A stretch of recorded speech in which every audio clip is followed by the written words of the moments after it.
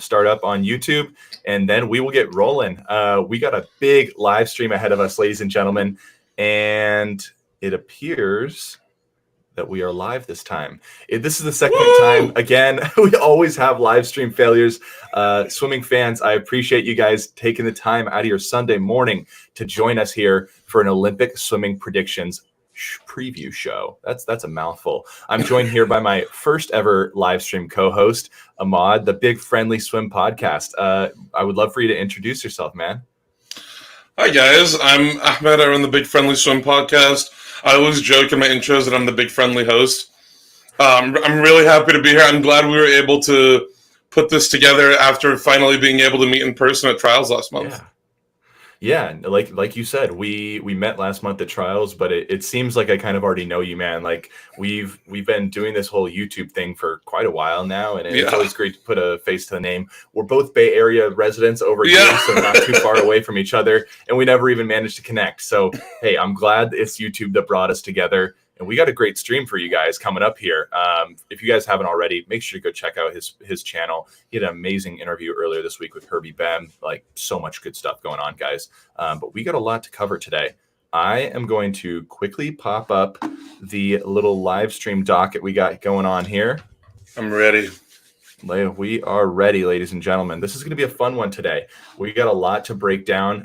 So we're going to walk through each single swimming event here that's going on in Paris later this month. As you can see, we're going to cover the top entry times, going to cover some of our predictions, going to cover the historical times from each of the events brought to you by Swimming World Magazine. Big shout out to Swimming World Magazine.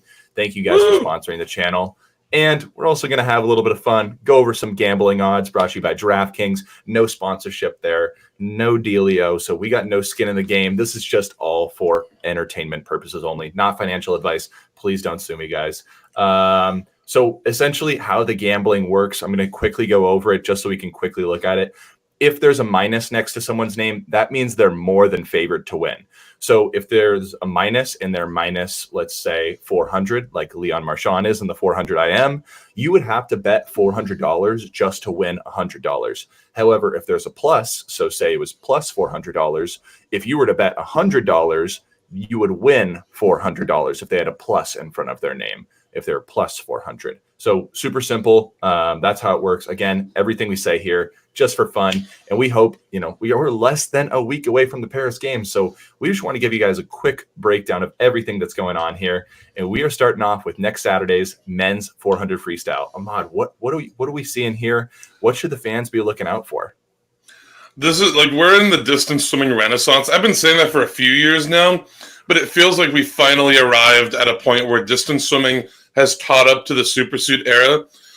Besides last year, we hadn't seen a 340 point, or I think even we'd seen a 341, but we hadn't seen a 340 in the 400 free in 11 years.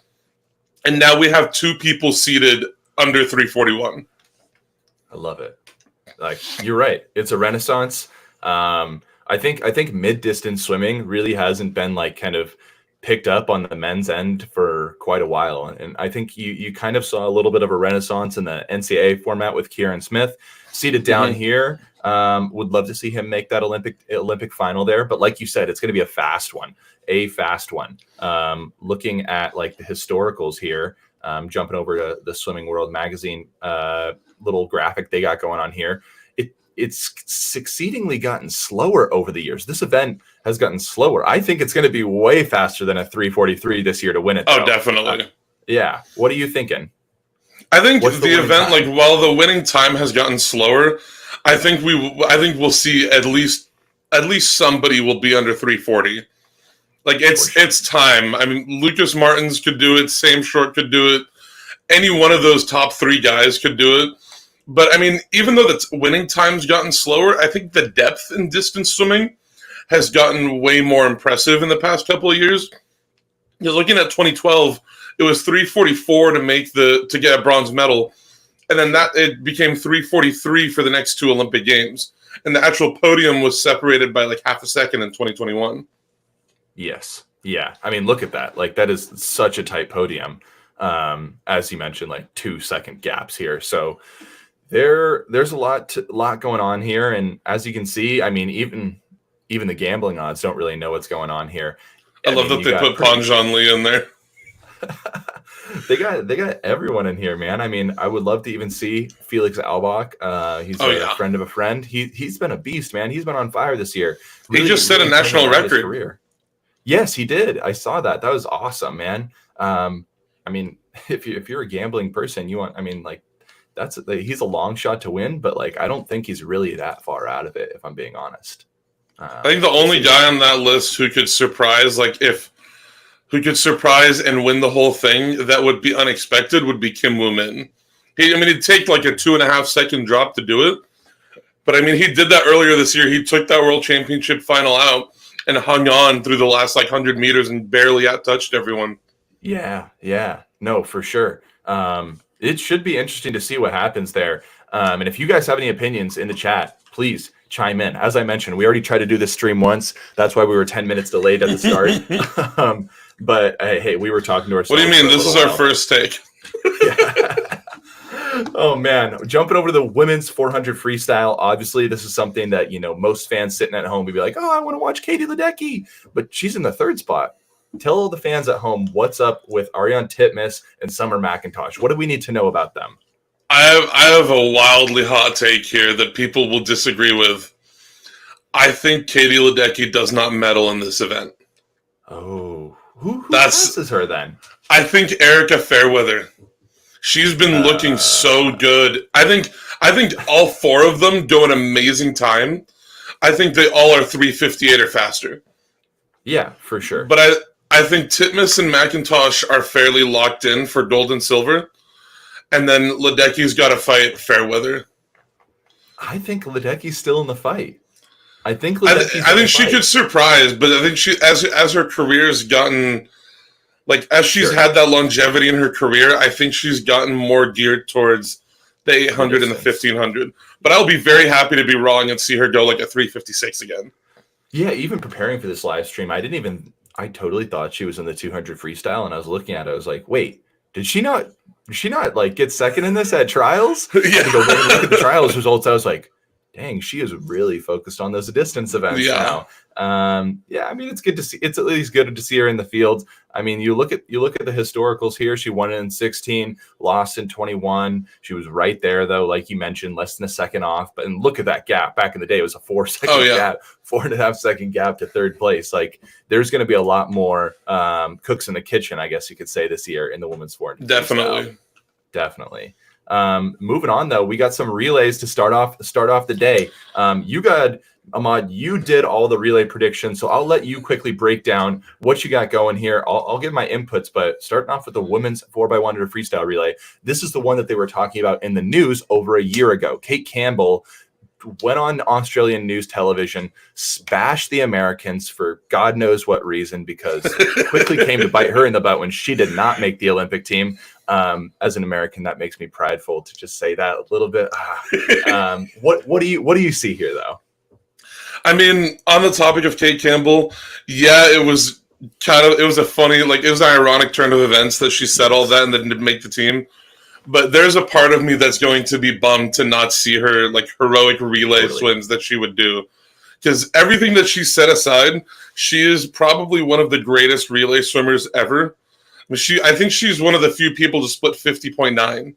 Oh yeah. On a 100. I think it's her and Emma McKeon are the only ones who've done it. But I think Australia doesn't break the world record this time around. I think they're still sub 330. And I think Douglas Walsh, Husk, Manuel, that's the specific order I think they will go with. I think they break the American record. The American record's 331.7. Yeah, I can see that. From 2017. And then I went back and forth between Canada and China and a few other countries of who would get on the medal stand. And I think we see Canada get bronze. I think it'll be a tight battle for bronze. But I think if they go with McNeil, McIntosh, Ruck, Alexiak, that gets them a bronze medal. Is McIntosh qualified to swim the 100 freestyle? I'm not familiar with the game there. She's not qualified to swim it, but she split 53.9 on their relay last year. Okay. So it's a fairly good relay split to have. Yeah, definitely. And on the men's side of things, obviously, I love seeing that you got U.S. slated for that world record. That You got those guys going some fast relay splits, though. Oh, yeah. Over the past couple of years, the U.S. has not won this event at the world stage. So what's it going to take? You need people splitting 47-0. You need so world record's 308.2. Average split that you need is about a 47.07. So Dressel needs to be on. Traditionally, he is not on the 400 free relay at the beginning of the meet. He'll have a great swim. He'll split like 47.5. But we need a 47.1. Giuliano can definitely do a 46.9. Armstrong is probably, I say weakest, but it's a relative term because he's also a really strong swimmer. I put him at a 47.2, and I put Alexia at a 46.8, which I think he can be faster than. I think this relay world record is in serious danger. With something like those relay swings, Giuliano and Alexia are going to be dangerous. I saw Hunter was posting a bunch of stuff on his Instagram. He's practicing the relay start, so I think you got the right assumption to put him there in the third slot. My club teammate back in the day, Matt King, wishing you the best of luck, Matt. Love you, buddy. He will. I hope he's on that prelims relay 100% for sure. Oh yeah. I would love to see. Maybe he. I'd love to see somebody on that prelim squad break through and get onto the finals. Like, by all means, unlikely, but because like this squad is just absolutely stacked. Yeah. And you got the exact prediction down here for the Great Britain team, but I would love for you to talk to me a little bit more about what is this Kyle Chalmers 46.2 split challenging Jason Lezak's fastest. I have him done. We'll see it later, but I think I put him down for a 46.0 on the medley relay at the end. We'll see it later. I think I might have done that. So that swimming facts series that I've done a few months ago, I did one about what it would take to break the 400 free relay world record. And I went through and I looked at the World Aquatics database of the fastest splits ever. And he has I think 7 of the top 12.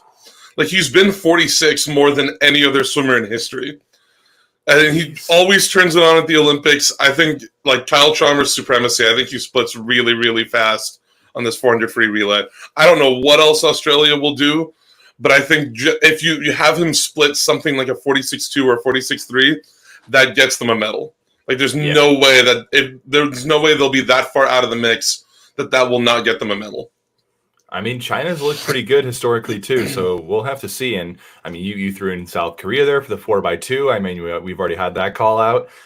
So I mean, they could definitely jump down to the 100. I don't know. We have people in the chat saying that Great Britain they think could win this thing too. Definitely. I think it could very easily be a swapped situation here, where Great Britain wins it, breaks the world record, and U.S. is in second. Could be. Well, let's jump on to day 2. We got a lot to cover here, guys, so we're going to be going right through it. The 400 IM pretty much seems like the biggest lock. I'm not even going to look at the psych sheets first. I just want you to show you guys the gambling odds here for a second. Leon Marchand is the biggest lock probably in outside of Ledecky's Mile, which they do have odds on as well. This is probably the biggest lock of the meet. And that's no disrespect to Carson Foster. He's had an awesome swim, but Leon Marchand is not going to lose this. This is his first event in Paris. He's not going to lose this one. I don't know what you mean. William Campbell Petrick is going to stun the world at plus 10,000 odds. You never know. I mean, let's look at the psych sheets here, guys. He's got 4 seconds on the next best competitor. That's a world record. So for everyone who doesn't know, he broke the world record last summer. That was famously Michael Phelps's 4:03 world record that he did at the 2008 Beijing Olympics. My goodness, 4:02.5. What is it going to take for anyone to even let's just talk about medals here. What's the medal stand going to look like? Is Daya Seto going to get on that medal stand for Japan? I would love to see that. I think it'll Marchand and Foster are fairly locked in for gold and silver. I think if we see a world record, I think Foster will be 4:05, maybe a 4:04. But Seto and Kalish are definitely going to be the bronze medal challengers here. I don't see anybody else getting up there to challenge them. I would really love to. I'd love to see both of them medal because they've both been they're the old guard in this race. Of they were the top 400 IMers in the world for almost a decade, and they're still hanging around. They're both 30, and they're still hanging around, putting up really, really good times. Yeah, and obviously Marchand is going to be the talk of the Olympics for everyone at home watching. If you guys don't already know, We got someone in the chat saying free money. I mean, if I was a gambling man, my goodness. As we mentioned, we both live here in California, so gambling is not legal here, sadly. All right. Moving on to the women's 100 butterfly, though. This is another one. I'm excited for this race. My goodness, yes. This is one of those where we've already, again, seen the world record fall in the past couple of years. Are we going to see 54 here in Paris, Ahmad? Yes. Yeah. I mean, Gretchen Walsh has proven at this point, I think, that she can step up to the pressure and step up when it matters. Like, she's done it at NCAAs many times. She did it at Olympic trials this year, which is arguably a harder feat than doing it at the Olympics.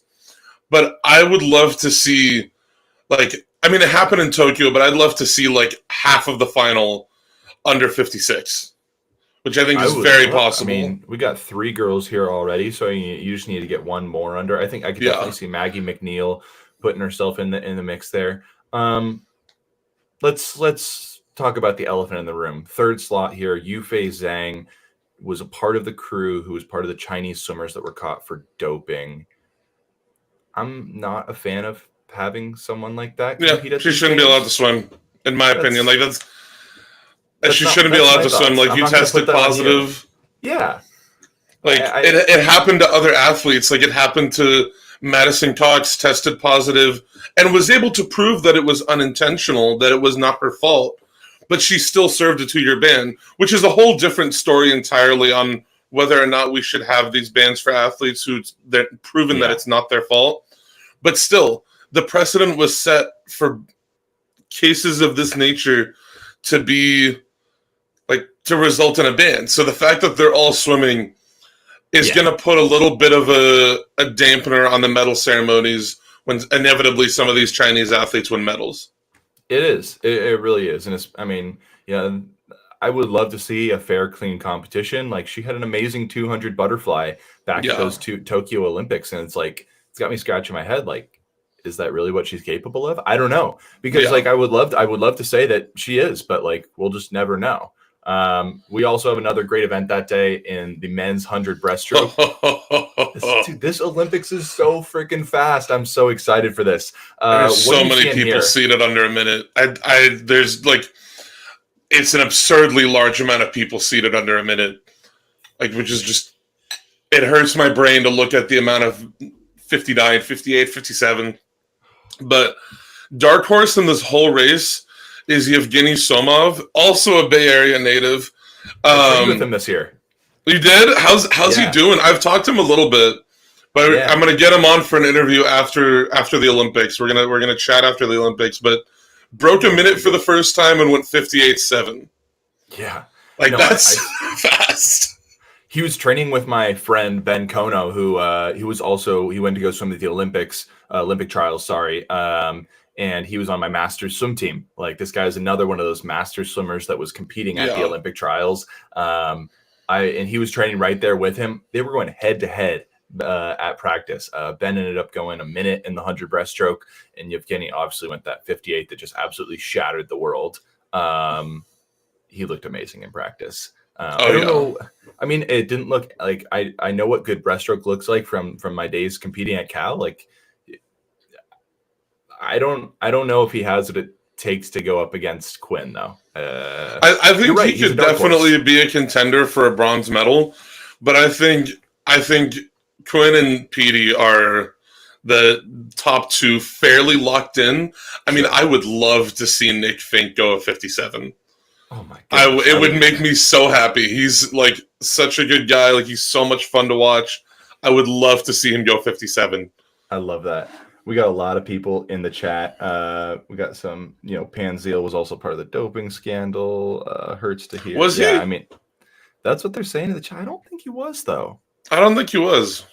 I don't think he was either. I'm sorry, Tyson, about that one. You might be wrong there. We got a fact checker here, though. Looking at the historicals, though, in the men's 100 breaststroke, I mean, gosh, Petey has been the guy. He's going for the 3-peat. Yes, no, maybe so. He's not part of that. Sorry. I was looking it up.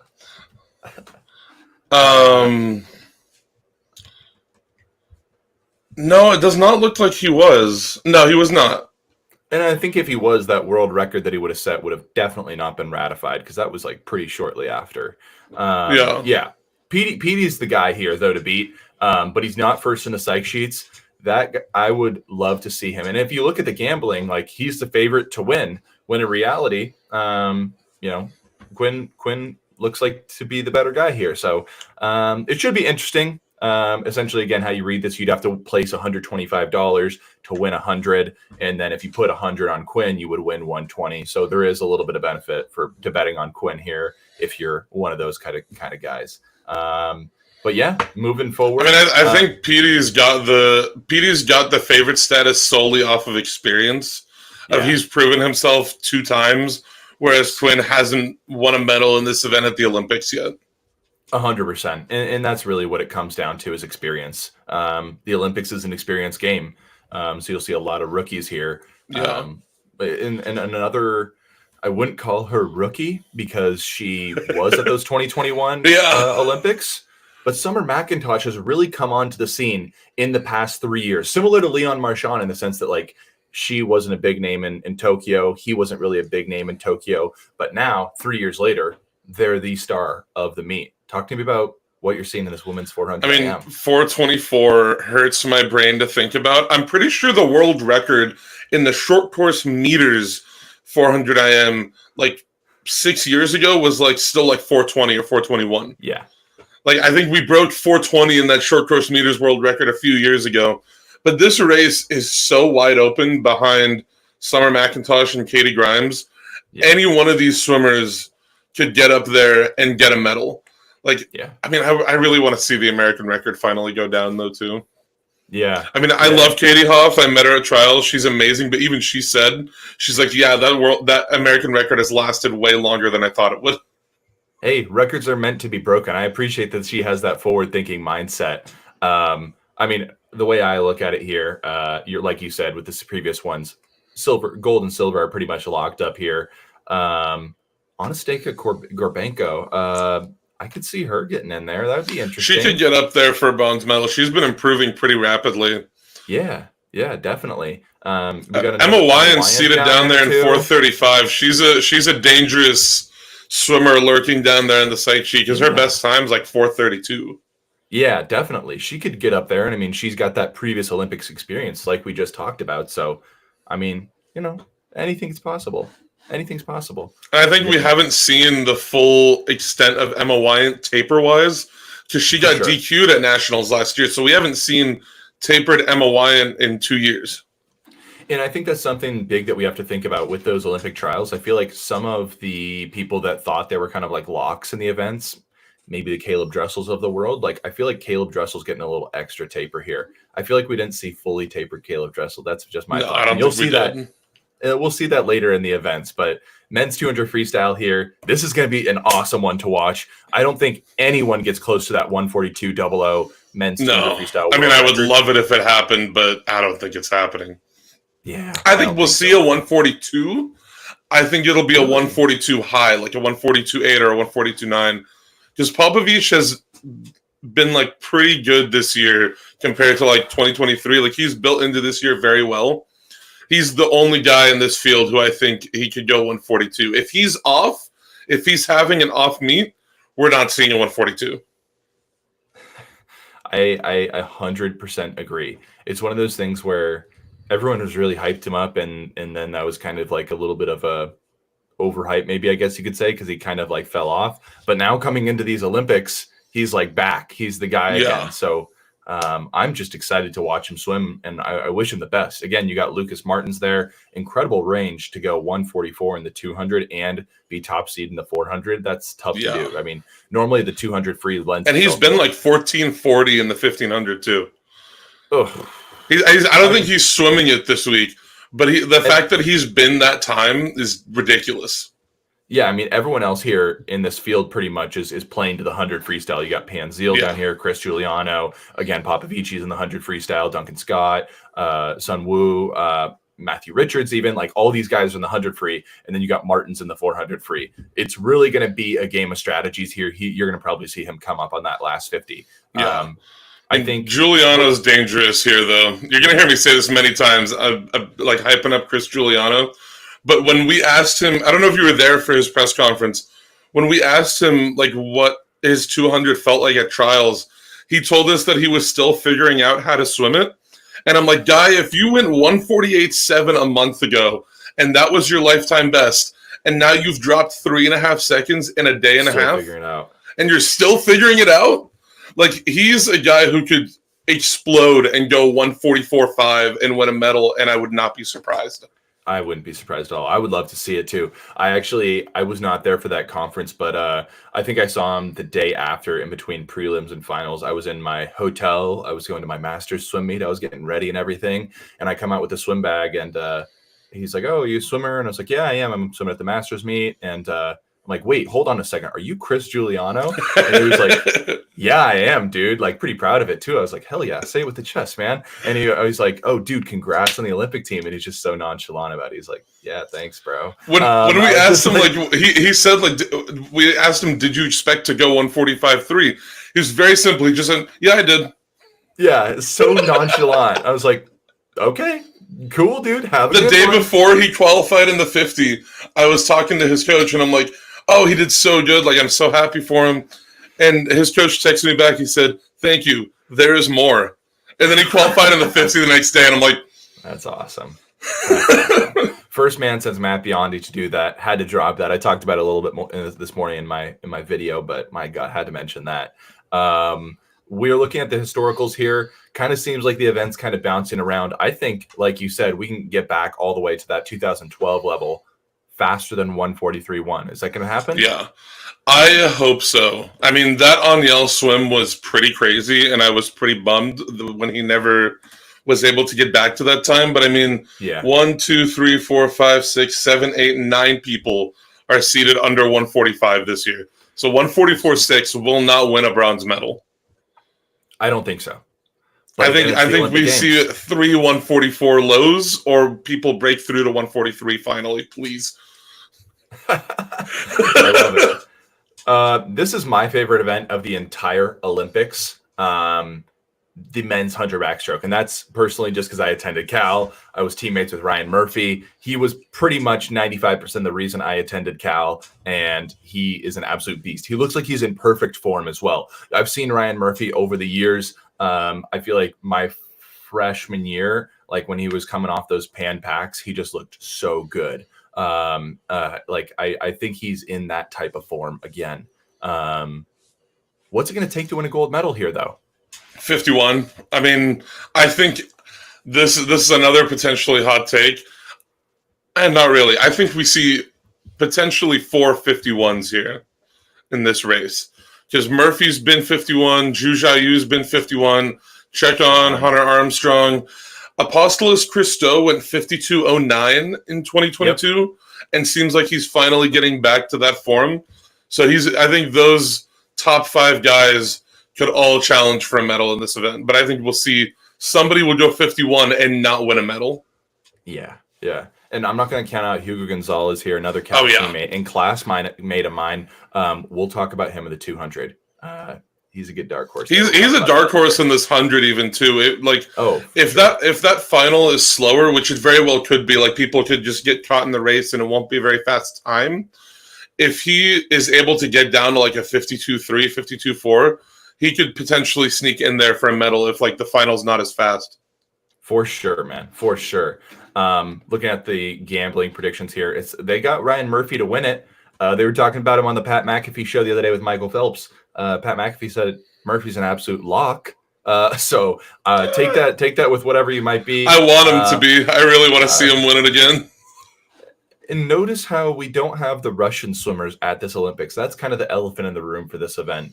What do you make of that? Is that a disservice to them because there was not ever an official doping scandal, but more it was like a countrywide issue? What do you make of that? From what it seems like, from what I've read about it, it seems like they had the opportunity to apply as neutral athletes, and a lot of them chose not to, or were told not to. But one or the other. I don't think it would have mattered if they were swimming. Murphy has looked so good. And he's coming off, like, he went 52-0 last year. He famously has peaked at the Olympics, but in the past couple of years, it seemed like he's peaking every single year. So I think he's got that maturity. He's got that. And I asked him about this. He's the Aaron Pearsall now. He's the guy who can be counted on to get up there, win a medal, and put up fast times seemingly whenever he gets in the pool. So I don't think it would have mattered if Rylov and Kalashnikov were here. I think he still would win gold. I think they do definitely take up a lot of mental headspace for everyone else in the field because everyone knows how talented those guys are. I remember when I was getting into swimming back in like 2014 or so. Yeah, that's when I kind of got into swimming. I got into swimming late in my life. Murphy was just coming onto the scene, and I remember there was this narrative around him that he was Mr. Unreliable because, you know, I think he went a 53 one time on like the US's like, you know, he went like 52-0 on the mixed relay and then like 53-1 on the medley relay. And I'm like, it's his first international meet. Like, you know exactly you could be forgiven. Yeah. And since then, like you said, he's been Mr. Reliable and no one's questioning that. Let me get some love for Ryan Murphy in the chat, guy. We got some people in the chat saying pure Kotse. Would love to see that. Would love to see a little, I mean, he's seated all the way down here, like probably like 12th or so. Hey, you never know. You never know. Moving on the women's 100 breaststroke. Are we going to get a little finger wag this year? What are we thinking here? I want to see Ruta win this event again because what a story it would be. What an Anthony Irvin-esque story it would be to win an Olympic title in an event 12 years apart. I would love to see her get up and win this. I think she's got a really good shot to. China typically has not swum as fast at the Olympics across the board compared to their trials. They've had people swim fast at the Olympics and their trials, but it's usually like a split of people adding time or people going way faster. So I think Ruta's, in my opinion, the favorite for me. And then Lily King can win a medal here. Pilato can win a medal here. Those top five are like really, really good. I have never heard of, oh my God, I'm going to butcher her name. Angharad Evans. I'm so sorry. I've never heard of you. But 105.5, like that puts her in the conversation for a medal here. Yeah, Team GB. Definitely. I think, Chad, tell me if I'm wrong. Was Tang part of the doping allegations? Oh, I've got the list up. I'll check for you. Let me know. I'd be interested. I love that we have to have a freaking list up, and there's not. She was not. All right, then that's a clean race there. Shout out Tang. Let's see what I believe we got some gambling odds on this. Oh, she is a big favorite here. She's the big favorite here, and we got Lily King in the second spot. I think honestly, you're right. Smith from South Africa. That would be my third place spot. But you think Ruta over at plus 1,000 would be a? I don't know why they have her at plus 1,000. I mean, she won. If memory serves, she won the world title in this event last summer, right? I believe I'm so. fact checking myself. Yeah, she won the world title in this event last summer. She went 104.6. So I don't know why they have her at plus 1,000. Like she's easily like top 3. Throw her on the parlay, ladies and gentlemen. Looking at the historicals here, obviously we had Lydia Jacobi not make the team. That was a bummer to watch, but I'm wishing her the best. Hopefully she gets back on the horse and keeps it going to 28 here.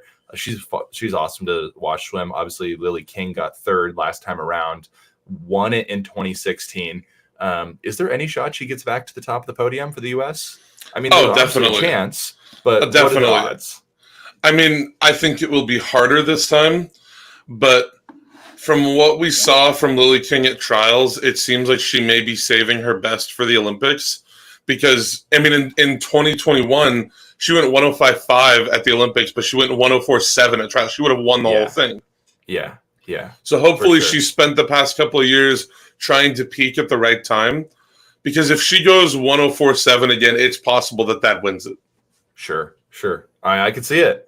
We got some people in the chat asking where you can find the doping list. It's just a quick Google search away. I don't have it pulled up in front of me, but quick Google search, you'll find that right away. Women's 200 freestyle. This is one where the world record was just shattered.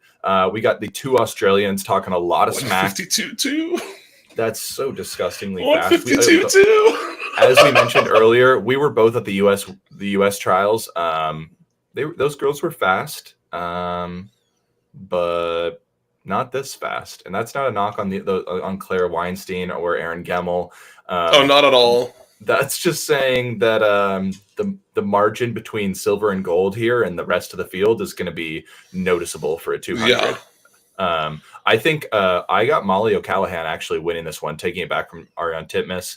I think somehow Titmus might be tired from that 400 free earlier in the meet, knowing she's got the 800 later in the meet, might just be a little bit out of it. And Molly's, on the sprint side of things. I like her. She'll definitely be fresher for this race because I think she'll only have had the 400 free relay. Correct. Where Titmus will have done 2 400 freestyles. But I mean, honestly, I feel like you could flip a coin and either one of them could win this. The person who I think could play spoiler to the party is Siobhan Hahi. Oh, she's every 200 freestyle I've seen her swim in like a final, like especially at like Worlds this year.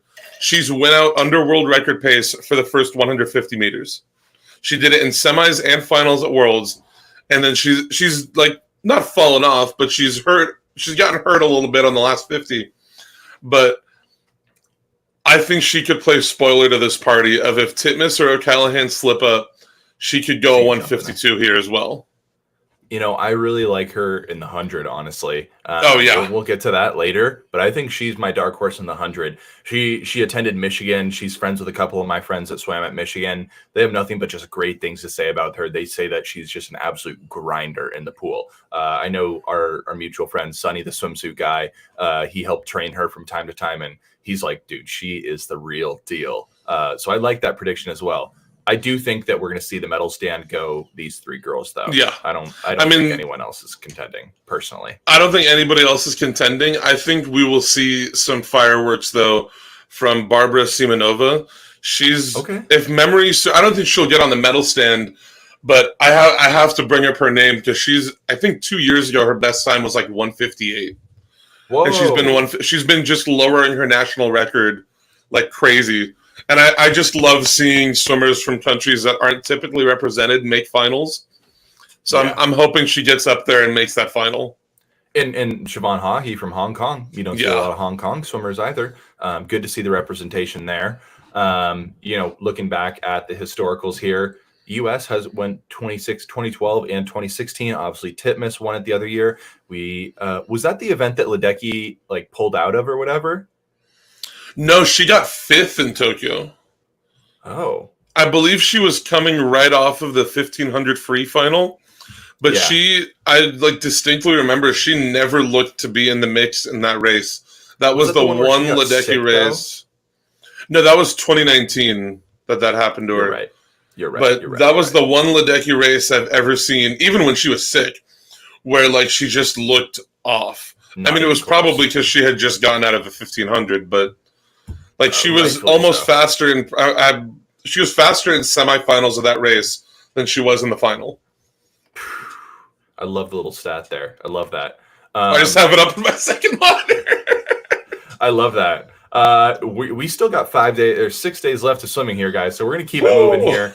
Oh man, women's 100 backstroke. This was a world record swim. I didn't have the chance to see it. I wasn't in Indy yet. Talk to me, Ahmad. What did you see out of Reagan Smith? What was that like?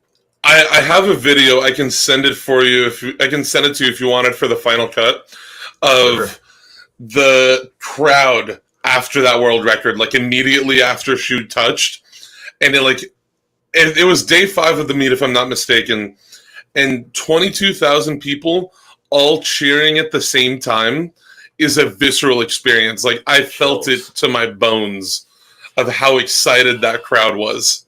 It was an amazing experience. And she posted afterwards that she had 5713 written on her on her fridge for months before that race. That's some manifesting if I've ever heard of it. And she also scratched that world record or got close to it at that Speedo Grand Challenge or Irvine Grand Challenge earlier in the year too, right? That was over. She broke her American record. She went 57:51, and that was her first best time in that in 5 years. Oh my gosh. That was the warning shot of guys, I'm gonna do something here in a few weeks. Yeah, seriously. Are we going to see 56 here? Are we going to see a 56-second? I hope so. I think both Kaylee McEwen and Reagan Smith could go 56 here. I think it's going to be Kaylee McEwen and Reagan Smith fighting for gold and silver, and then Catherine Burkhoff and Kylie Moss, and maybe Iona Anderson fighting for bronze. Like those are how I think the medal stand will tally up. I don't think anybody else will get up there. I got USA, Australia, Canada, in that order for the medal stand for me. It'd be really cool if Smith, McEwen, and Moss medaled again, because I don't know how often it's happened that the same medal podium from a previous Olympics gets up there again. That would be really cool to see. What if it was in the exact same order? I would hate to see that for Reagan Smith, but I would hate to see it for Reagan Smith, but it would be pretty funny to see that would be see that happen again. Yeah, McEwen's odds here are pretty good as well. Molly O'Callahan, where was she in that? I don't know what's going on there. She scratched it. She's not swimming it. Okay. Which is crazy that you can be that good of a swimmer that you can scratch an event that you are I think 4th fastest all time in because you're 2nd fastest all time in a different event. That's the Kate Douglas thing that she had going on. She ended off the 100 freestyle. My gosh. Men's 800 freestyle. I think this is all Sam Short, and that's really all I know about it. I think Bobby Fink, he's kind of the guy to go after, and obviously Daniel Whiffen had him on my podcast earlier this year. What an absolute beast! He's a cool guy. Love talking to him. He broke the short course world record already this year, so we'd love to see that. Talk to me. World record that was set when he was 6 months old. Yeah, that's an old world record. What are you seeing here, though? I think any final that has Bobby Fink in it is a final that everybody should be afraid of. Yeah. I mean, all of these guys have gotten really good at taking the race out with him now. In 2021, he surprised everyone. Sure. I don't think Paltrinieri, Velbrock, Romanchuk, any of these guys, those were the predicted top 3 in Tokyo. Yeah. And none of them saw that coming, of him just splitting 25 on the last 50 and blowing past all of them. Yeah. But now, Paltrinieri responded the next year and took out the 1500 free final and went out in lane 1 and just was body lengths ahead. So if somebody pulls something like that, Bobby Fink does not have a shot. Sure. As I think he will go a best time because he's always been able to go really fast every international meet that he's been at. But if he's anywhere near those top swimmers, or if he's in the lead going into that last 200 meters, it's game over. I agree so too. Paltrinieri has been in this event for so long, man. We got 400 freestyle champion from 2021, Ahmad here from Tanzania, right? Oh no, that's actually a different, same name but different guy, also from Tunisia. Now he's not swimming. Love to see Tanzania distance swimming, man. Love to see it. The odds here, we got Sam Short, Dan Whiffen, and Bobby Fink. Pretty much, no one's a heavy favorite or anything here. I would love to see Dan Whiffen get a gold. That's just because he's on the podcast, but my patriotism's telling me go with having Velbrock at plus 1600 is, I think, having Velbrock and Sven Schwartz. Actually, I didn't mention him. He's, because of Lucas Martin's not swimming this event, he was able to qualify. And we haven't seen him on the international stage in this event at all, but he's been 741. That's right. And this is interesting. This is an interesting graphic that I really liked from Swimming World here. I didn't realize that this wasn't an event until 2021. Those 2021 Olympics, they added a couple different events. Obviously, the women got the mile, and then you got the medley, the mixed medley relay. Then you got the men's 8 free. When are we going to see the 50 free? Chat, tell me the 50s of stroke. Chat, when are we going to see the 50 backstroke in the Olympics? It needs to happen. 2028. Michael Andrew needs it to happen. I'm sorry. I love Michael. I love Michael Andrew. I got to meet him at trials, and he genuinely was one of the nicest people I talked to. Yeah. And he's been every time I post about trials, somehow he finds the post and leaves a nice comment. And kind kid. Oh yeah. I think the word I always like to use for Michael Andrew is misunderstood. Yeah. He Like, I got to meet him and his dad and his mom too. I like saw him on the street randomly, and they just seem like the nicest family. And I did hear some rumblings that he might be changing up his training a little bit. So that'll be interesting. I hope so. Going into like, the next, I want to see him. I want to see him succeed. Like, I want to see nothing. Yeah, I want to. I jokingly talk about him only swimming 50s, but like on a real note, I would love to see him succeed because he is such a kind individual. Like, I always saw him interacting with kids outside at the meet and like making sure he was signing autographs and taking pictures. Like, such a nice guy. Yeah. I think I would love to see Bobby Fink win this one, but I think Sam Short is the favorite for me here. Oh yeah, and that might. Well, actually, Sam Short, I'm putting a little bit of a question mark on him because he was sick at the Australian trials. So if he's better. If he's better, he's gonna win. He's gonna be at least a challenger to win this. But if he's still like coming up off of that sickness, I mean, it's later in the meet, so he'll probably be fine. But that's the only question mark there on him. We'll see. This is your favorite race of the entire meet. You have the entire breakdown here. Yeah. Talk to me about why you put South Korea in silver, because I saw the article. I read the article. I thought we were getting gold here. What's going on in the men's 4x200 freestyle relay? I want to see them get gold, but them getting gold would need Great Britain to slip up. Okay. I think, or they just have the swim of their life, because they're one like weak link on their relay. I say weak link, but 147 is still a really respectable time in the 200 free. But Young Jae-hoon is at 147.7. If he can match his teammates, that will put them at a 657.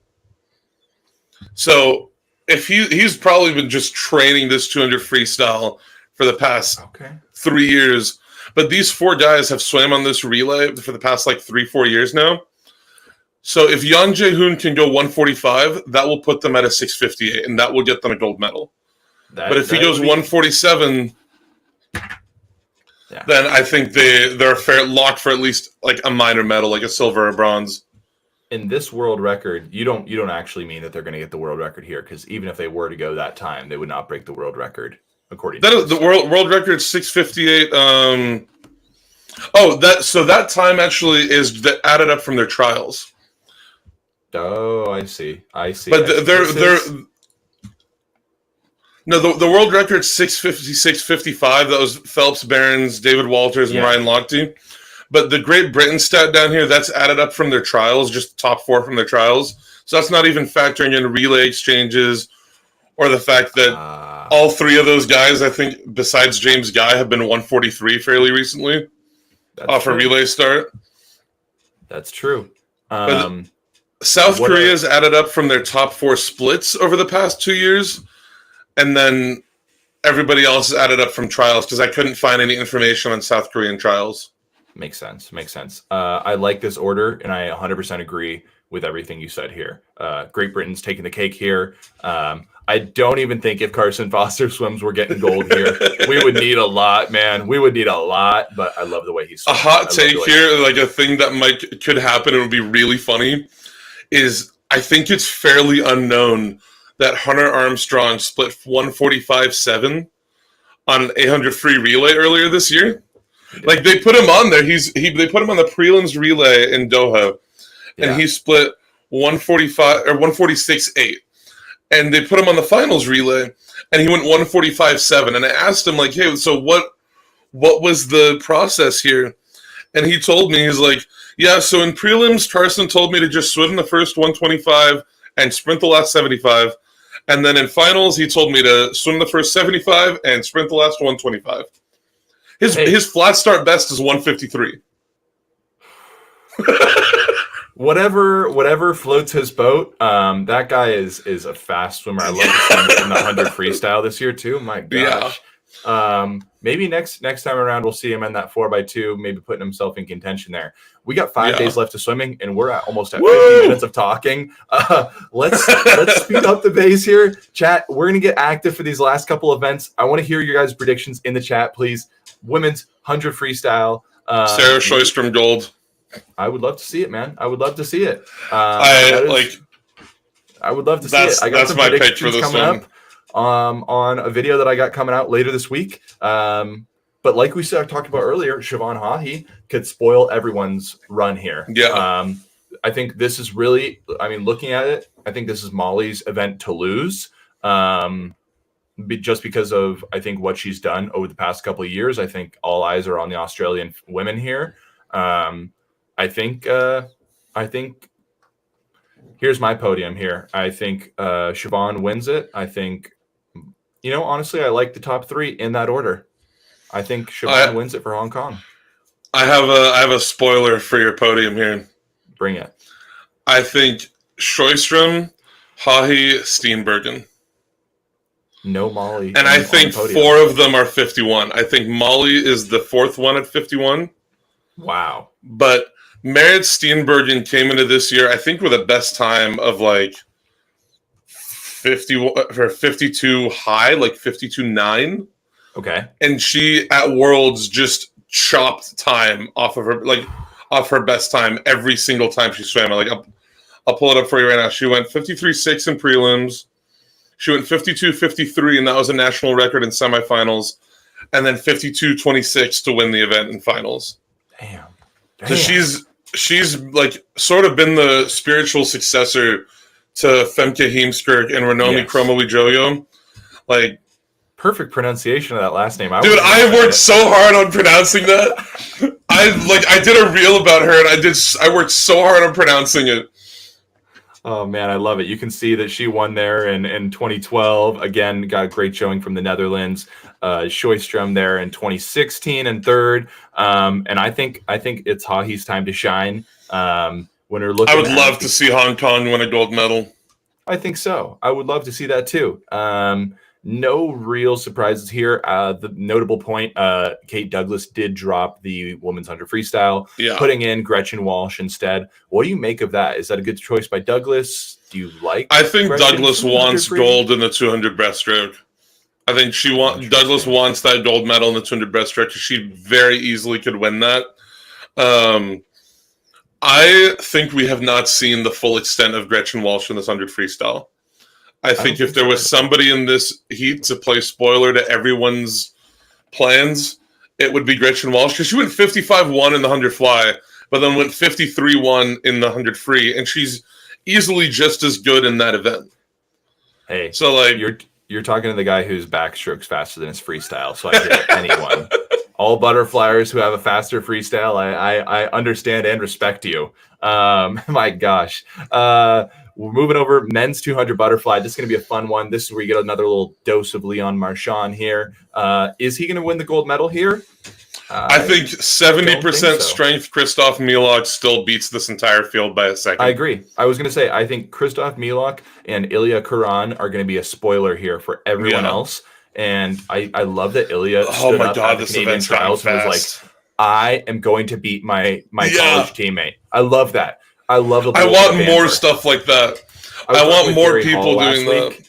Yeah, I was talking with Gary Hall last week on my podcast, and he was like, that's something the sport's lost. It's not interesting. I didn't do it because I thought I'm going to be this, badass guy who comes in and does boxing moves. It's like, no, I wanted to create hype around swimming, the sport that I love. I want to promote that. That's something the sport's missing. That's just missing. I mean, Gary Hall, I think when that 2,400 free relay happened and he said, we're going to smash the Australians like guitars, he was the first one. I mean, the Australian said he was the first one after the race who came over and congratulated them and told them how talented they are and how good they are and, how they'd earned that gold medal. You can have trash talk and still, be friends with people. Trash talk doesn't necessarily come with the connotation of, oh, I hate you and I'm doing this to be mean to you. No, and I think that's what he talked about on my show that I didn't really fully understand was he was I wrote an article that was essentially a puff piece for Sports Illustrated talking about how they'd done such a good job from the 96 to 2000 Olympics, building out their freestyle core. And he was like, I think it's great that they're hosting the Olympics on their home turf. But then the end note was, but I still like our chances, and I think we'll smash them like guitars. And so if you take the rest of the article out of context, Yeah. and just take that last snippet, and he said he thought he was going to get in trouble from USA Swimming for promoting Australia swimming, when in reality, it ended up just turning around and backfiring on him with the smashing guitars thing. All that aside, though, men's 200 butterfly, my gosh, how long has Honda been in this race? Good for him getting up there. He could play spoiler to Marchand here, I think. Marchand will be good. Marchand will go probably a 152 low. But the fact that Tomoru Honda went 146 in the short course meters version of this event, yeah. If he's just as good in long course, he could pull off something here. Love it. And we even got Inside with Brett Hawk chiming in here. Love to see Brett in the chat. Hi, Brett. Morning, Brett. Brett, what are you thinking about this 200 butterfly? Is Thomas Heilman going to get on the podium here, guys? I hope so. So my podium here, actually, I think it's Milok, Marchand, and Heilman. I know I talked about Ilya earlier. I don't think he gets on the podium. I'm going to throw in a name that's way down on the list, or two names that are way down on the list. Okay. Not necessarily to medal, but just to be a challenger for a medal. Noah Ponte and Luca Orlando. Sure. Okay, both names I was literally. I don't want to say I was expecting it, but those are the two guys I was looking at on my screen. No, like they're both guys. Like Noah Ponte went 50.1 in the 100 fly. In the 100, yeah. Yeah, so if he's just as good in this 200, I think he could go 153. And then Luca Orlando owns a best time of 153. Brett is saying that he does not expect Heilman to get a medal here. That's a bummer. Come on, Brett. He could challenge for it, but it'd be bronze at best, I think. No, 100%. And I'm only asking for bronze. I'm only asking for bronze because there's a lot of depth in the men's events. I don't even know if we need to touch on this one. I don't know. This is a pretty difficult one to guess. I mean, minus 3,500. If you have $100 on Katie Ledecky swimming, you got to put up 3,500 big ones. That's all I got to say. That's got to be the most like skewed one of the whole meet, right? Definitely. I mean, we'll see if there's any more later, but minus 3,500 has to be the craziest one. That's the best we've seen so far, and obviously this is a new event. Erica Sullivan sadly didn't make the event this year, so we do have we got some new swimmers for the U.S. here. We got Katie Grimes here competing for her first time in the women's 1500 freestyle. Actually, yeah, the podium besides Ledecky retired. Yeah, pretty much. Well, it'll be a new podium, and I still think Ledecky will be on top. That's all I got to say about that one. She can win this event in another 4 years, and I would not be surprised. Amen. When are we talking about the sprint events, Brett? I mean, I think you might have come in a little late to some of them, but we got some sprint events coming up. Men's 50 freestyle, women's 50 freestyle. Men's 100 free is coming up soon. Yeah. Okay, don't worry, Brett. Stick around. Men's 200 breaststroke, though. What are you seeing here? Because I when I look at this, I see Leon Marchand. That's the first thing my eyes grab. He's definitely the scariest person in this race. I mean, that 206.5 is from over a year ago, and we've never seen him swim this at an international meet. So was that at the France trials that he did that? Yeah, that was at the French trials. He didn't swim it at Worlds. I am scared as to what he could do in this race because he could very easily go like 205 flat, and I'd just be like, yeah, that checks out. Yeah, no, I literally could see him. I mean, I hate to say it, but I could see him go 204.9, and I would be like, well, yeah. That's Marchand. He could do that. and for context, the men's 200 backstroke Olympic trials qualification time was like 202. So these guys, he's like closing in on some elite level backstrokers. That's just absolutely nuts, dude. But the gambling odds, we got my boy Matt Fallon predicted to win all of this. I would be pretty happy to see him win. Where's Chin Haiyang? Why is he not on the? I don't know. Maybe they just don't want you gambling on him. I don't know what the deal is there. I don't know. Maybe they were worried. Maybe there was some worry there. Oh, I love this. Brett, you've never heckled someone else on their live show? This is this is the first time. We're not as experienced as you at the live, but hey, we're just dabbling here a little bit, and we love to see it. I think this entire podium is not going to show up on the podium. That's my prediction. I think Stubbledy Coat can. I think he's the At least it's possible that none of them show up, but I think Stubble Cook is the only one who has the best shot of those three. I know. I understand. That was my hot take, I guess. I like with the off chance that Leon and I don't think it's even a hot take. I think it's very possible. It's possible that he's not on the podium. Hey Brett, we got some sprint events for you. Men's 100 freestyle. In my opinion, this is the race of the whole meet. When you look at this event, I wanted to screenshot all the way down to the slowest 47, and I actually forgot to include like 3 extra people that were here. I think we have like 21 dudes, I want to say. I think you said. Yeah, something like that. It was 18 to 20. 18 guys entered under 48 seconds. When Absurd. Did the men's 200 freestyle get so fast? Because I feel like to make that like 2021 U.S. Olympic team, I think someone went like 48-0.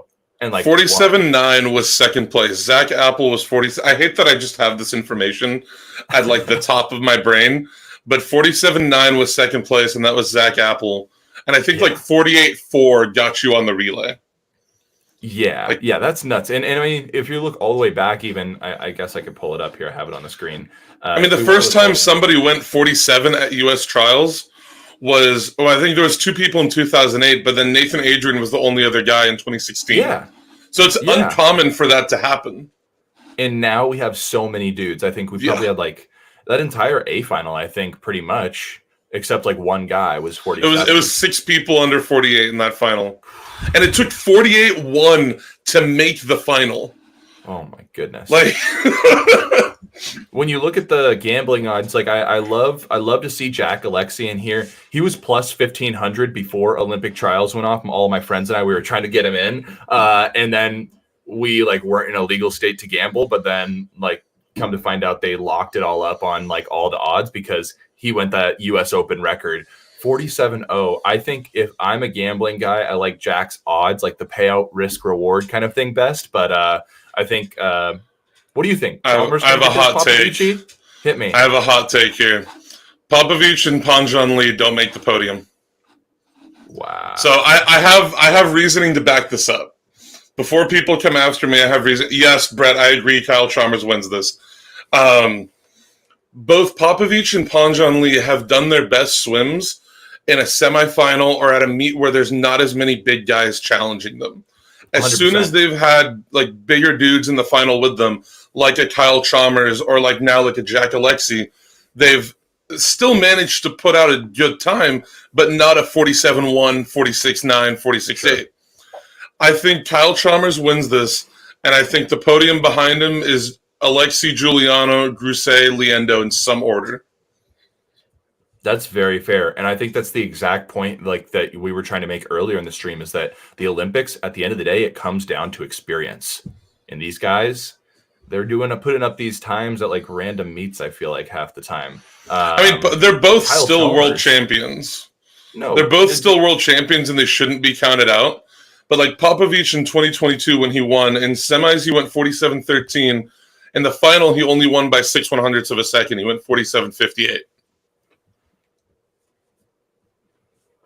I think Kyle Chalmers wins it because of his experience. Like he wins on the international level. He's going to win again. I would love to see Popovich like stun the world. But do you think it's going to take a world record or everyone's going to fall off? I think we might see a world record in semifinals and maybe not the final. I would love to see Popovich get up there and win gold because I think he's beyond being just a funny dude to watch in interviews. Like he's good in interviews and he says some like off the cuff stuff that's pretty funny to watch. I would love to see Romania get up there and win a gold medal because I think it would be like a Joseph Schooling situation. Sure. Where he would just become like a national hero overnight. That'd be cool to see. We got 4 days left of the Olympics. Let's just speed roll through these. They're important ones, but we got a lot more coming today. We got a lot more content for you guys, so make sure to stick around for that. Women's 200 butterfly, Summer McIntosh and Reagan Smith are going to be duking this one out. Again, we have the controversial 4th slot there, and then you obviously have Alex Shackle, the young teenager startup. committed to Cal. Go Bears. I believe Go Bears. Still. I know her brother was a Bear, then left. That was a bummer. But we're looking at this now. What are you seeing here? My dark horse in this race, I think Reagan Smith can win. I think Reagan Smith and Summer McIntosh could both win, but this is also going to be like their 12th swim of the meet, and they're going to have swum like a lot before this. I give Reagan Smith the upper hand because she's going to swim like just the 100 back. Actually, yeah, she just has the 100 back. So never mind, not 12th swim of the meet. McIntosh has the 400 IM and 400 free and probably a few relays. So I give Reagan Smith the upper hand, and then McIntosh. And then behind that, I think Lana Pudar could surprise everybody and win a medal here. She's had a very steady progression over the past couple of years, where she went from, like, I think, didn't get out of semifinals at, like, the 2022 Worlds, made the final in 2023. Oh, no, she made the final in 2022, and then got fourth in 2023, and then I believe she won a medal at Worlds this year, yeah. She's had a very steady progression, so I think she could get up there. I love it. Men's 200 have a good swim, Brett.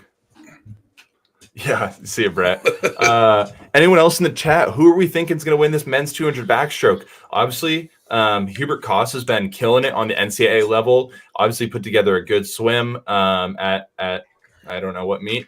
My dark horse here is Hugo Gonzalez. Hugo Gonzalez has consistently been a top contender.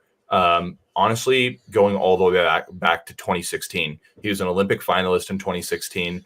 I think Hugo Gonzalez is going to get on the medal stand. I don't know what it's going to be. My heart tells me Ryan Murphy wins this thing somehow. I'm going to say something crazy. As I've said many times this stream. Keaton Jones. It's not that crazy. I'm hearing good things out of the Berkeley camp about Keaton Jones. Yeah. I'm hearing big things from Dave Durden. What are you hearing? Oh, I haven't heard anything. I think want to see it. I just want to see it because, like, he looked in that press conference after he made the team. He looked so zoned out, but in like the best way. Like he was on cloud 9. He was nowhere in that press conference. He was still in the pool celebrating making the Olympic team.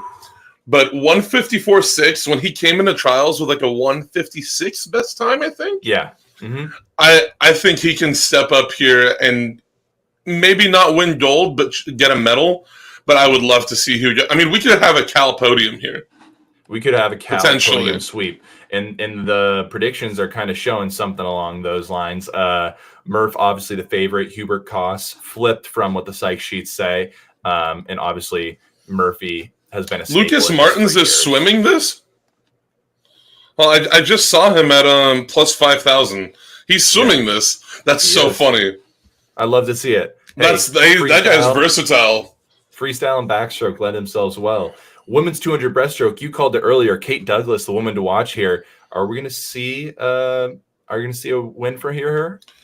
Yeah. So, world record maybe. Is there someone else ahead of her? No, she's top seed.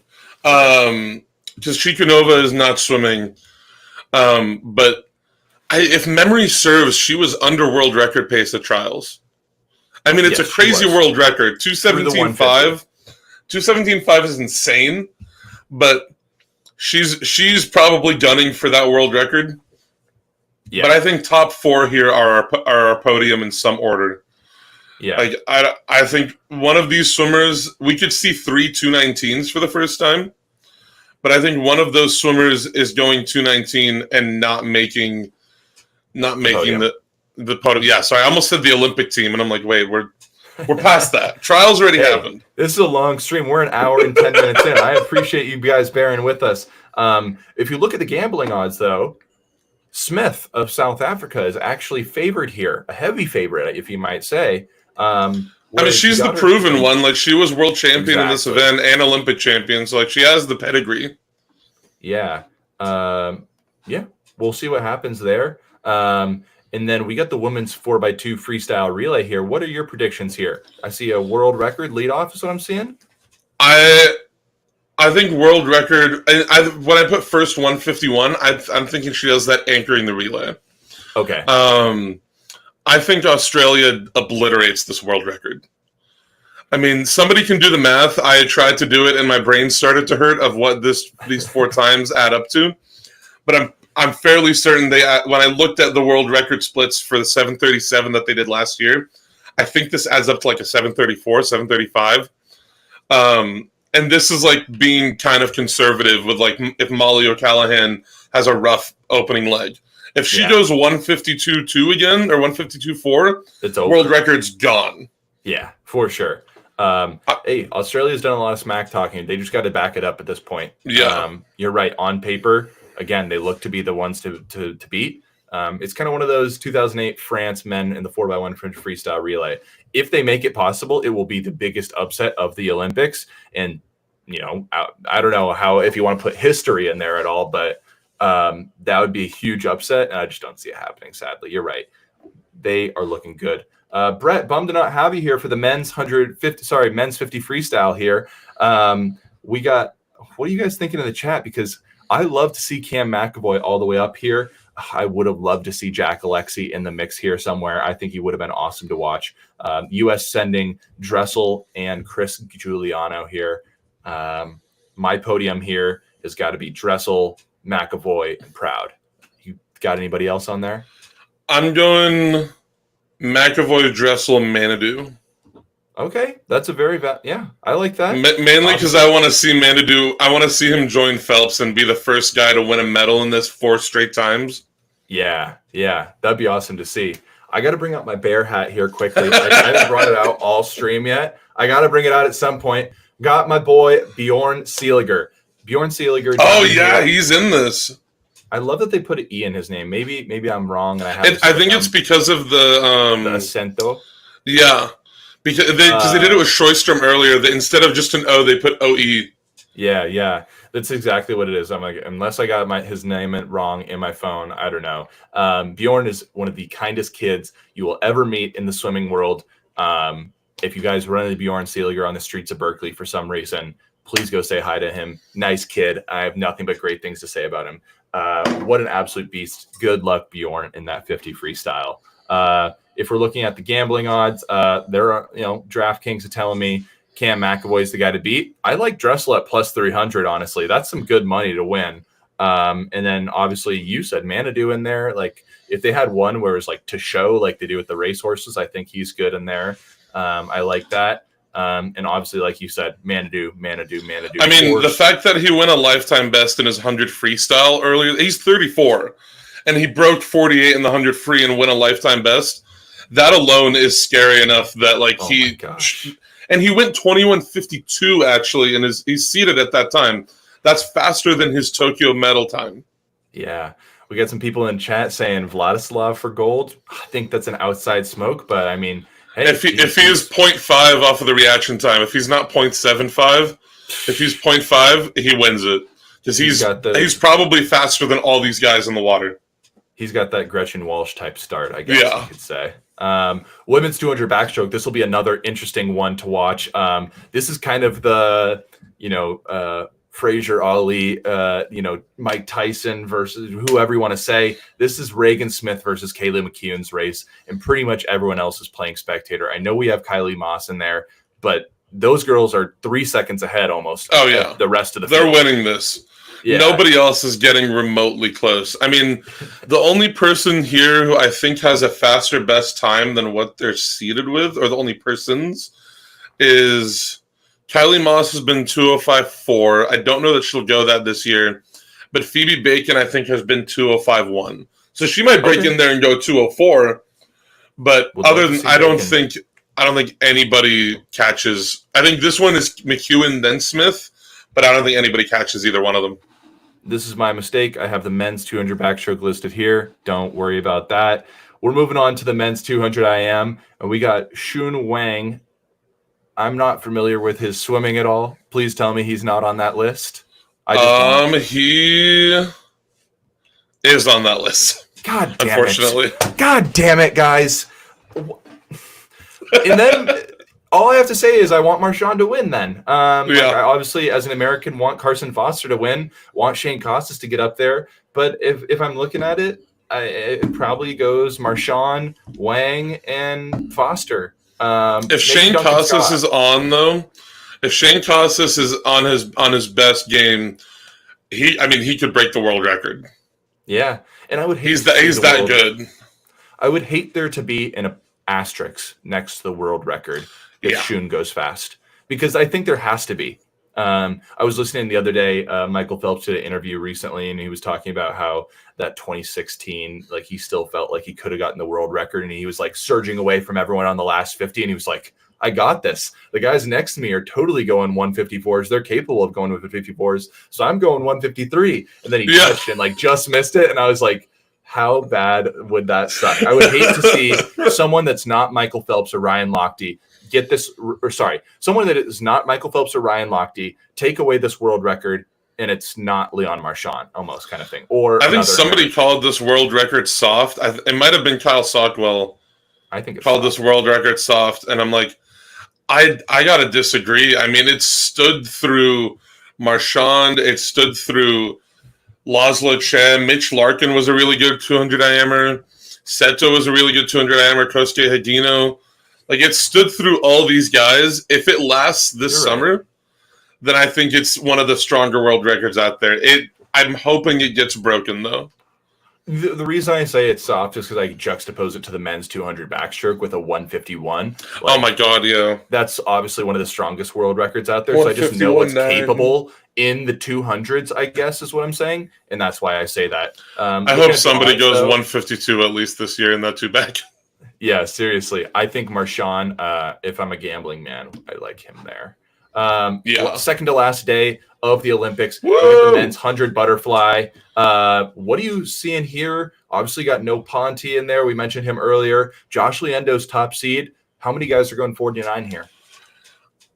3, maybe 4, maybe 5, maybe 6. Chat. What do we think here? How many guys are going 49? This is top 5 could easily do it, and then Christoph Milak has done it. Yep. And I would love to see Heilman get in there in that mix. I just don't know if he can with the amount of speed that this field has. I mean, we got Ilya Karan all the way down here with a 51.0.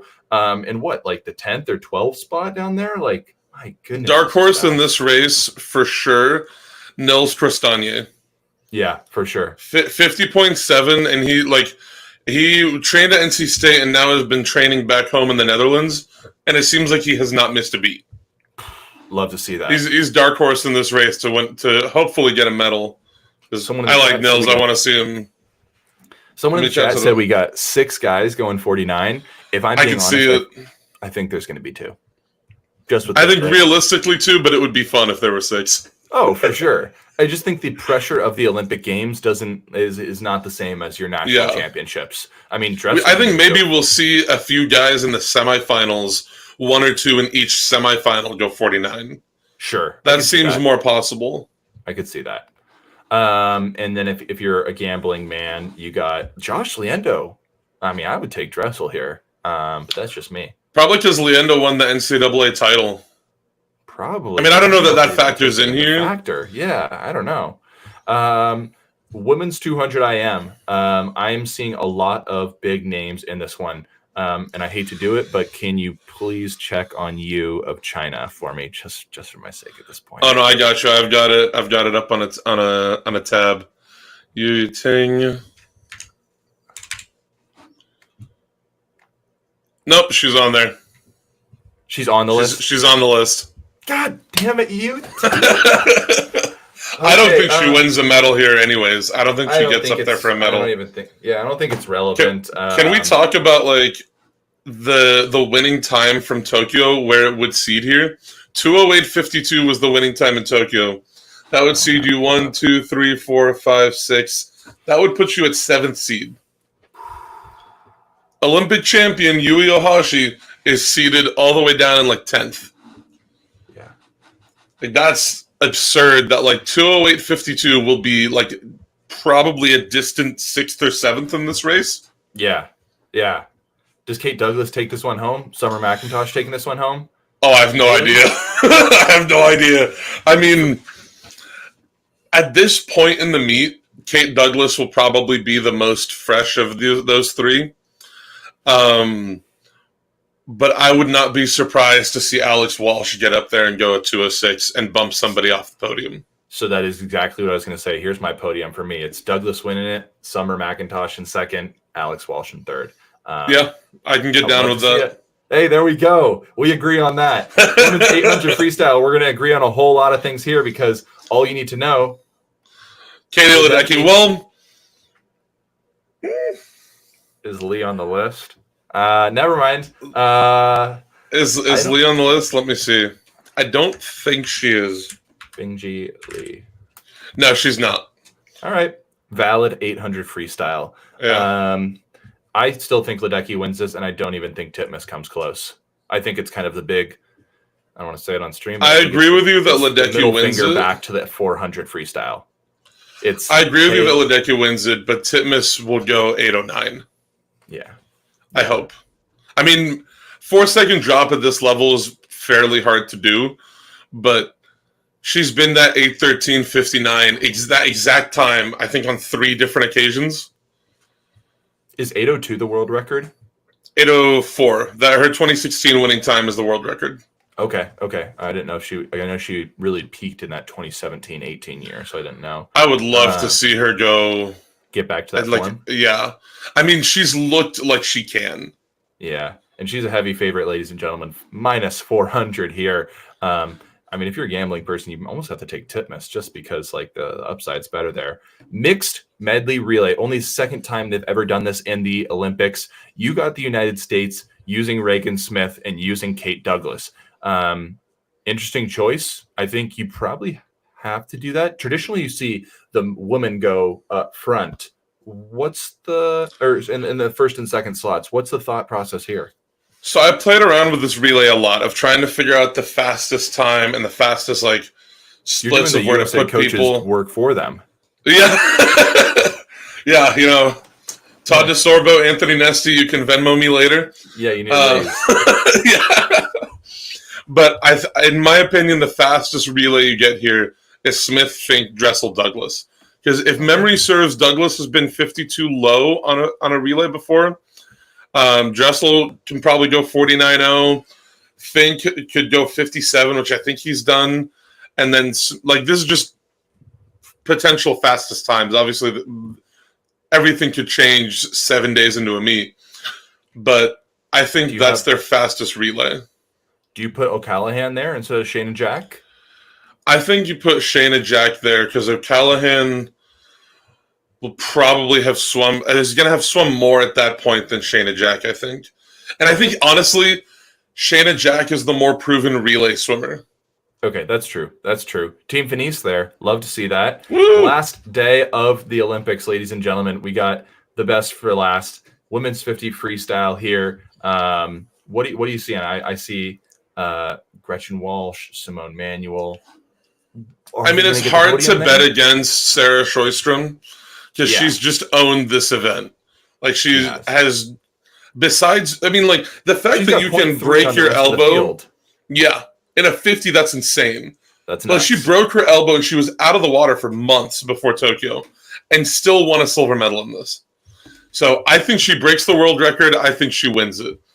The only person who I think could play spoiler here, and it's just because, I mean, you can never count out Simone Manuel. Of course. Of course. At trials, I was shocked. I mean, I shouldn't have been shocked, but I was shocked when she won that 50 free. Yeah. Because I thought Walsh and Husk had that locked up. I was shocked as well. I think Gretchen Walsh could put her name in the mix here. I think it's going to take. I think 2 girls will probably go 23. I don't see 3 girls going 23. Oh, I think we can see 3. We saw 3 at Worlds this year with like a weaker field. That's true. Actually, that's those. Actually, if Douglas was in this race, we could have had 4 because Douglas was one of those 3 that went 23. Yeah. Yeah. Well, interesting. She didn't do it when it mattered most at trials, and obviously she had a busy schedule. Actually, she pulled out of it. She scratched it at trials for the 2 a.m. That's what it was. Yeah, it was funny. She scratched the 50 free, and then Husk scratched the 200 a.m. So 2 of the top seeds in 2 different races. I wonder if there was a conversation there. I doubt it, but it's just funny. A internal UVA conversation or something. Yeah. Historicals here. Obviously, you have Sjöström. She's been around for a while. But the men's mile is also that day. I have an Instagram countdown for this race. I have an Instagram countdown that I've posted a few times of the day that this race happens of the world record getting broken. Okay. What is the world record? 14:30? 14:31:02, done by Sun Yang in 2012. I think Bobby Fink he's gotten faster at trials meets every year. And he's subsequently gotten faster every year internationally. I think he destroys this world record. I think Daniel Whiffen could get under it, but I think Bobby Fink wins this. Okay. I like that call out. I think my podium is Fink, Whiffen. I don't know too much about Wellbrock, so I want to say short, but he's got a 3-second lead. I go Paul Trinieri for bronze. Really? Okay. Yeah. I mean, he's got the experience. And if that's Wellbrock's in third, they've got Paul Trinieri in fourth here from the gambling side of things. I like that. And like you mentioned, Wellbrock's been around. Paul Trinieri's been around. We'll see. Paul Trinieri was 5th in that London final, actually. He's just off the podium in that London. He's been around for a while. Yeah. Finishing out this stream, guys, if you've been around since the beginning, I would love to see your name in the chat. Say what's up. Thank you guys for watching. Last 2 events here, the greatest relays in the world. U.S. is not going to lose this one. I know there's been the big talking point around. They've never lost this thing, right? Men's medley relay. You got them going a world record. What's it going to take out of the team here? So in 2020, I have the splits right in front of me. In 2020, when they went this world record, they went 326.78. Murphy went 52.3. I think they literally just met. And then Andrew went 58.4, Dressel went 49.0, and Zach Apple went 46.9. I think they matched those times, and Murphy goes 52.0. There's your world record. I mean, I think they'll be faster. Like, this is a conservative time that I put up there. Because I think you put Alexi on the end of that relay, he could go 46 mid, Dressel 49.0, Fink could be 58 low, 57 high. That's a conservative time, but I think that world record's toast. I actually have Australia sneaking in there for the silver ahead of France, but I like the call out on France, and I like that you used Marchand on the breaststroke there. I feel like since he swam the 200, he is not swimming the 100 for France, obviously, at the Worlds. I feel like people are going to be scratching their head, but he's done it on their relays. He swam breaststroke on their relays for the past, I think, 2 Worlds. Okay, great. Well, that's my order there. Last event of the meet, though, you got another world record. There's a lot of world records. This predictions from you coming up. A lot of medley relay world records. What is it going to take for the U.S. women to get revenge on the Australians here? I think that combination. So I played around with this one too, because I think there's a world in which if, let's say, Gretchen Walsh or Kate Douglas are having an off meet, I think there's a world in which you could put Burkhoff on backstroke and go King, Smith, and then Douglas, Walsh, whoever. Like, because, I mean, Smith went 55.6. Yeah, so there's a part of me, that went in butterfly. So there's a part of me that wants to see her swim fly. It won't happen, but this seems to be the fastest overall time. Smith going 57 something. Why don't you throw Gretchen in at the fly instead of Husk, and then put, say Kate Douglas is having that on meet, put her at the anchor there. See, that's another easy switch that could be made to this. That's going to be like the toughest relay, I think, to decide for the coaches. Because besides Smith and King, I think Husk, Walsh, and Douglas all deserve to be on that finals relay. Sure. They got the experience doing it. They've been doing it for a long time. So, I don't know. We'll see. That has been an amazing breakdown, Ahmad. I really appreciate you jumping on. I feel like you got all the great swimming knowledge that you just dropped on everyone here watching today. So I just absorb swimming knowledge like it's no one's business, because I'm just that much of a nerd. Hey, tell everyone what you got in your shirt. Listen to your podcast. Listen to my podcast. I will make these into merch shirts at some point. I have to figure out how to do it. But yeah, Big Friendly Swim podcast. I do goofy things, but try to make sure they're actually like well made. I love it, dude. Nothing but the best. We got a great conversation coming up that we're going to put on his channel coming up here shortly. So make sure to subscribe to his channel for that. Thank you guys, everyone who watched. Make sure I just dropped a video today, top 5 swimmers to watch at the Olympics on the men's side. We got the women's side coming out later this week. Make sure to subscribe. See you guys all next time. See you guys. Thanks for